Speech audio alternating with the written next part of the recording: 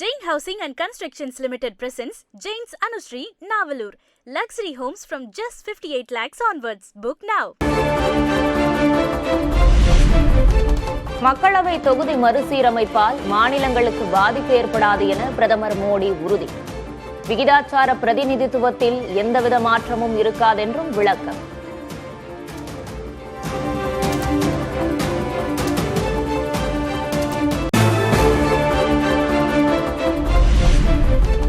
தென் மாநிலங்களின் பிரதிநிதித்துவம் குறையும் என அரசியல் காரணங்களுக்காக தவறான தகவல் பரப்பப்படுவதாக பிரதமர் மோடி விமர்சனம். எந்த மாநிலத்திற்கும் அநீதியோ பாகுபாடோ இருக்காது, தமிழில் வேண்டுமானாலும் உறுதியளிக்கிறேன் என்றும் பேச்சு.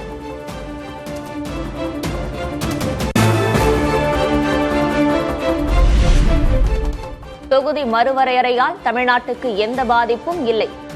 தமிழக நாடாளுமன்ற உறுப்பினர்கள் எண்ணிக்கை 59ஆக உயரும் என அமித்ஷா உறுதி.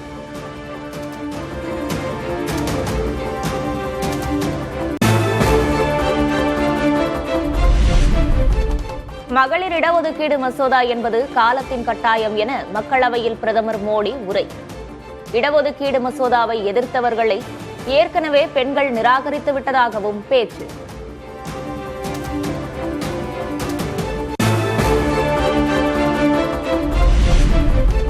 பெண்கள் இடஒதுக்கீடு என்ற பெயரில் தொகுதி மறுவரையறையை திணிக்க அரசு முற்படுவதாக காங்கிரஸ் கட்சி விமர்சனம். மகளிர் இடஒதுக்கீட்டை தற்போதைய 543 என்ற எண்ணிக்கைக்குள் வழங்க வேண்டும் என்று காங்கிரஸ் எம்பி கௌரவ் கோகோய் வலியுறுத்தல்.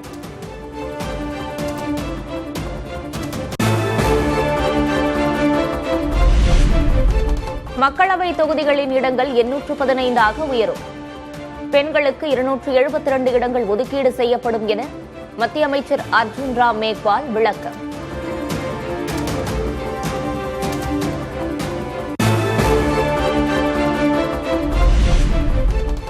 மகளிர் இடஒதுக்கீடுக்கு யாரும் எதிர்ப்பு தெரிவிக்கவில்லை, தொகுதி மறுவரையறைக்கே எதிர்ப்பு. அரசியல் நோக்கில் தொகுதி மறுவரையறை மசோதா கொண்டுவரப்படுவதாக பிரியங்கா காந்தி விமர்சனம்.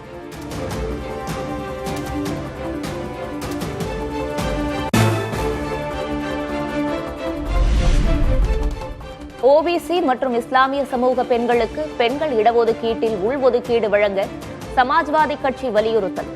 மத அடிப்படையில் இடஒதுக்கீடு வழங்க அரசமைப்பு சட்டத்தில் இடமில்லை என உள்துறை அமைச்சர் அமித்ஷா விளக்கம்.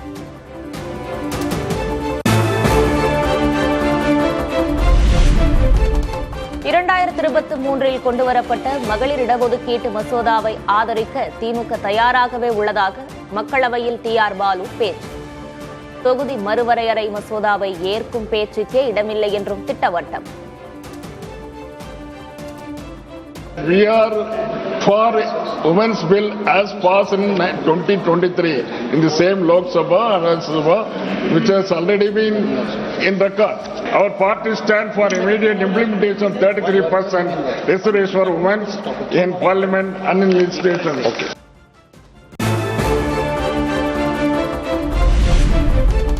தொகுதி மறுவரையறையை கண்டித்து முதல்வர் மு.க. ஸ்டாலின் தலைமையில் கருப்பு கொடி ஏற்றி போராட்டம். மசோதாவின் நகலை எரித்து முழக்கம்.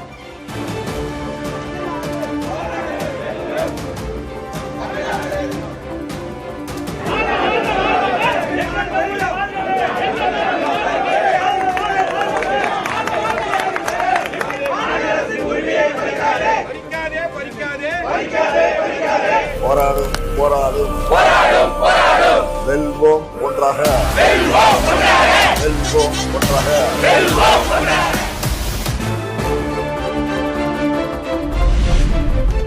ஹிந்தி எதிர்ப்பு தீ டெல்லியை சுட்டெரித்தது போன்று தொகுதி மறுவரையறையிலும் தீ பரவட்டும். திராவிட நாடெங்கும் பரவும் தீ பாஜகவின் ஆணவத்தை அடக்கி காட்டும் எனவும் மு.க. ஸ்டாலின் பதிவு.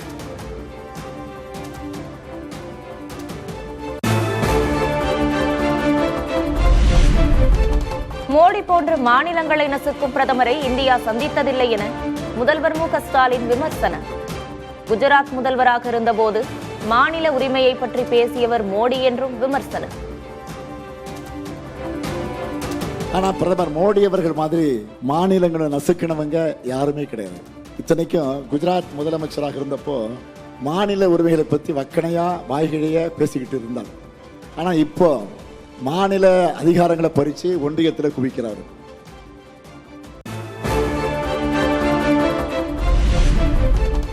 தொகுதி மறுவரையறையில் தமிழ்நாடு எந்த வகையிலும் பாதிக்காது என அதிமுக பொதுச் செயலர் எடப்பாடி பழனிசாமி பேச்சு. முதல்வர் ஸ்டாலினுக்கு தோல்வி ஜுரம் வந்துவிட்டதாகவும் கோவை பரப்புரையில் விமர்சனம். அனைத்து மாநிலங்களும் எந்த விதத்திலும் பாதிக்காத அளவுக்கு பாராளுமன்ற தொகுதி வரமுறை சிறப்பாக செயல்படும், மக்கள் மகிழ்ச்சி தரபடி செயல்படுத்தப்படும். நடைபெறுகின்ற சட்டமன்ற தேர்தலில் தோல்வி பயம் வந்துட்டது, தோல்வி ஜுரம் வந்துட்டது.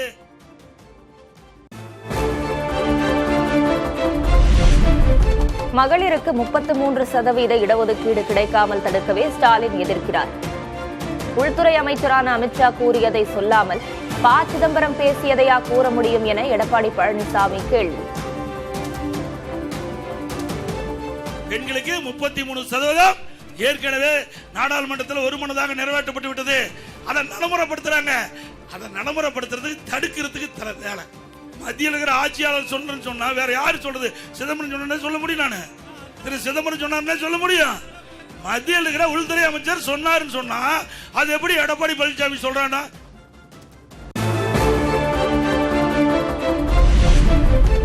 முதல்வர் மு. க. ஸ்டாலின் தவறாக வழிநடத்தப்படுகிறார் என மத்திய அமைச்சர் கிரண் ரிஜிஜு குற்றச்சாட்டு. மகளிர் இடஒதுக்கீட்டு மசோதாவை நிறைவேற்ற விடாமல் தடுக்க காரணம் தேடுவதாகவும் விமர்சனம்.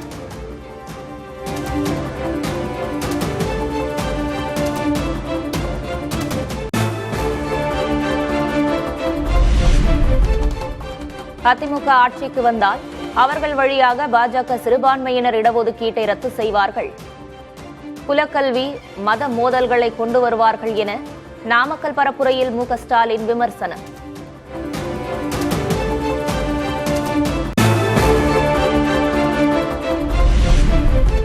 கோவையில் தேசிய ஜனநாயக கூட்டணி வேட்பாளர்களை ஆதரித்து அதிமுக பொதுச் செயலர் எடப்பாடி பழனிசாமி சாலை வலம். செந்தில் பாலாஜி அரக்கனை விட கொடியவர் என்றும் கரூரை முடித்துவிட்டு கோவைக்கு வந்திருப்பதாகவும் பழனிசாமி கடும் தாக்கு.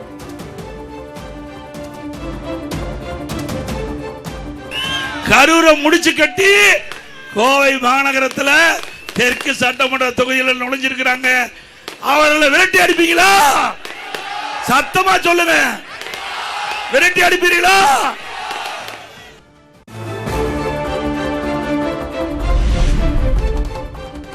தேனி போடிநாயக்கனூரில் முன்னாள் முதல்வர் ஓ. பன்னீர்செல்வத்தை ஆதரித்து உதயநிதி பரப்புரை.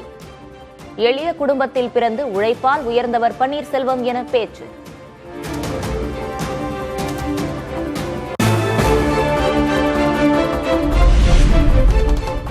சட்டமன்ற தேர்தலுக்கான தவிக தேர்தல் அறிக்கையை வெளியிட்டார் விஜய். முதல் பிரதியை விவசாயி நாராயணன் என்பவரிடம் வழங்கி கௌரவம்.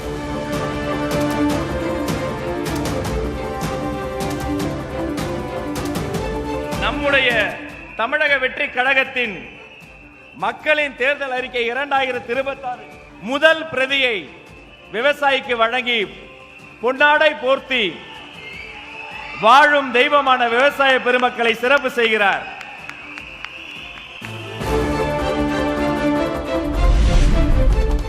திருக்குறளின் அறம் பொருள் இன்பத்தின் அடிப்படையில் தேர்தல் அறிக்கையில் வாக்குறுதிகள். ஸ்டாலின் சார் போல் ஏமாற்ற மாட்டோம், மற்ற சிலர் போல் அள்ளிவிடும் வாக்குறுதிகள் இல்லை என்றும் விஜய் பேச்சு. திருக்குறள் சொன்ன அறம் பொருள் இன்பத்தை அடிப்படையா வச்சு நம்ம தேர்தல் அறிக்கையோட வாக்குறுதிகள் இருக்கும். ஸ்டாலின் சார் மாதிரி ஏமாற்ற மாட்டோம்.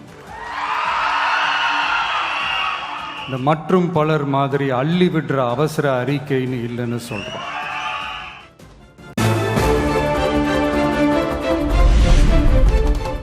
இந்தியாவின் முதல் செயற்கை நுண்ணறிவு அமைச்சகம் அமைக்கப்படும் என்று தவிக தேர்தல் அறிக்கையில் வாக்குறுதி.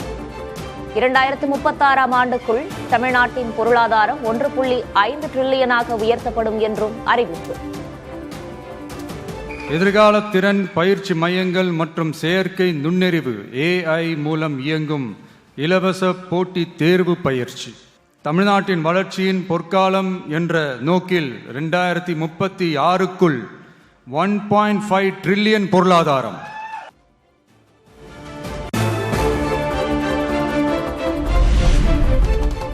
குடும்ப தலைவிகளுக்கு மாதம் 2500 ரூபாய் வழங்கப்படும் என தவிக தேர்தல் வாக்குறுதி.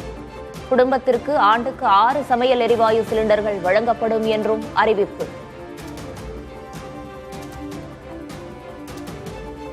அறுபது வயதிற்குள் உள்ள ஒவ்வொரு குடும்ப தலைவியின் வங்கி கணக்கிலும் நேரடியாக மாதம் 2500 ரூபாய்.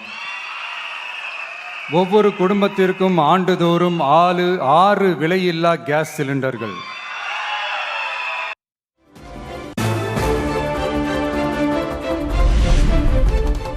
மணப்பெண்களுக்கு 1 சவரன் தங்கம் மற்றும் பட்டுச்சேலை, பிறக்கும் குழந்தைகளுக்கு தங்க மோதிரம். மகளிர் குழுக்களுக்கு 5 லட்சம் ரூபாய் வரையில் வட்டியில்லா கடன் வழங்கப்படும் என விஜய் வாக்குறுதி.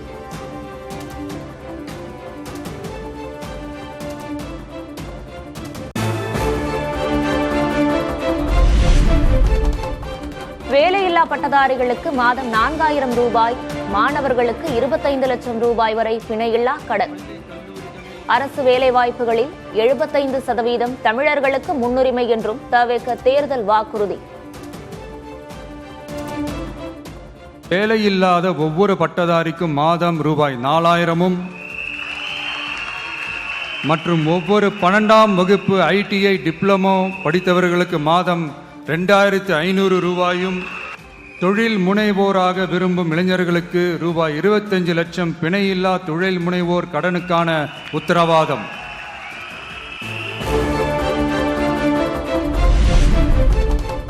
கோபாலபுரம் குடும்பத்தை தவிர்த்து நாடு முழுவதும் பல நலத்திட்டங்களை வழங்கியது பாஜக ஆட்சி. ராமநாதபுரம் பிரச்சாரத்தில் பாஜக முன்னாள் மாநில தலைவர் அண்ணாமலை பேச்சு.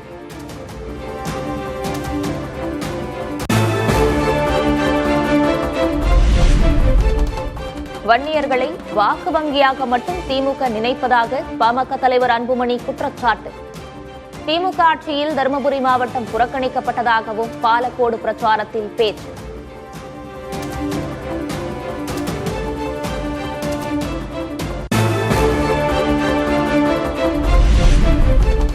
தமக்கும் அன்புமணிக்கும் எந்த தொடர்பும் இல்லை என பாமக நிறுவனர் ராமதாஸ் சென்னை உரிமையியல் நீதிமன்றத்தில் வழக்கு. தேர்தல் பிரச்சாரத்தில் தன்னுடைய புகைப்படத்தை பயன்படுத்த தடை விதிக்க வேண்டும் எனவும் கோரிக்கை.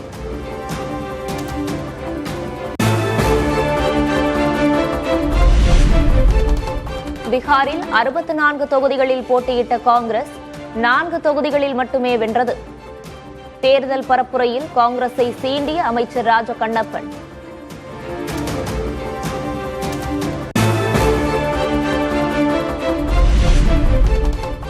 மாநிலங்களவையின் துணைத் தலைவர்கள் குழுவை மாற்றியமைத்து புதிய உறுப்பினர்கள் நியமனம். பாஜக, காங்கிரஸ், அதிமுக மற்றும் பிஜேடி ஆகிய கட்சிகளைச் சேர்ந்த 6 உறுப்பினர்கள் இடம்பெற்றனர்.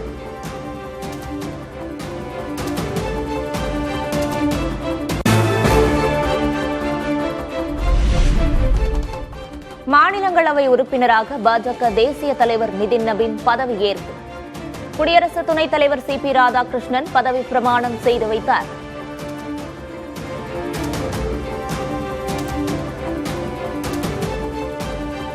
नितिन नवीन, जो राज्य सभा का सदस्य निर्वाचित हुआ हूं, ईश्वर की शपथ लेता हूं कि मैं विधि द्वारा स्थापित भारत के संविधान के प्रति उसके कर्तव्यों का श्रद्धापूर्वक निर्वहन करूंगा।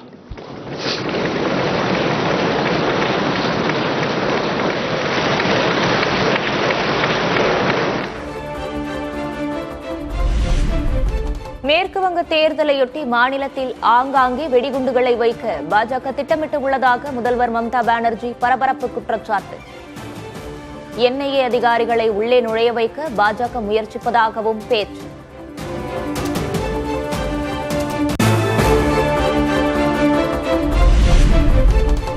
சென்னையில் தங்கம் விலை சவரனுக்கு 320 ரூபாய் உயர்வு. கடந்த 3 நாட்களில் சவரனுக்கு 2400 ரூபாய் அதிகரிப்பு.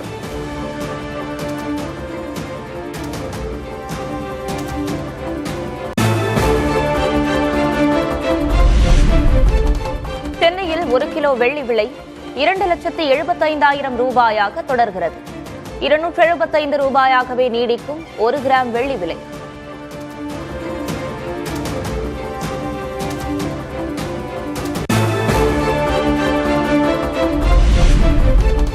இந்தியாவில் சமையல் எரிவாயு விநியோகம் சீராக இன்னும் 3 முதல் 4 ஆண்டுகள் வரை ஆகலாம். மேற்காசிய நாடுகளுக்கிடையேயான போர் பதற்றத்தை சுட்டிக்காட்டி மத்திய அரசு தகவல்.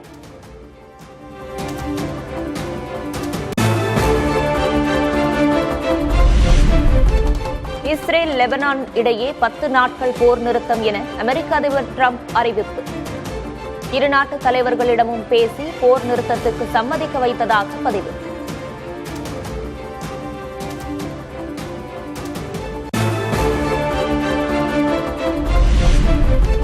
ரஷ்யா மற்றும் ஈரானிடமிருந்து கச்சா எண்ணெய் வாங்குவதற்கு விதிக்கப்பட்ட தடைக்கு அளிக்கப்பட்ட விலக்கு மேலும் நீட்டிக்கப்படாது. அமெரிக்க அரசு திட்டவட்டமாக அறிவிப்பு.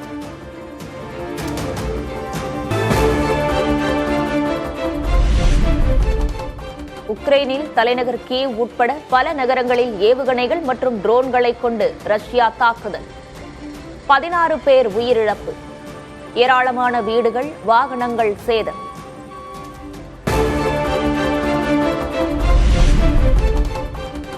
ஐபிஎல் லீக் ஆட்டத்தில் மும்பை அணியை வீழ்த்தியது பஞ்சாப். தொடர்ந்து 4வது தோல்வியை சந்தித்த மும்பை அணி.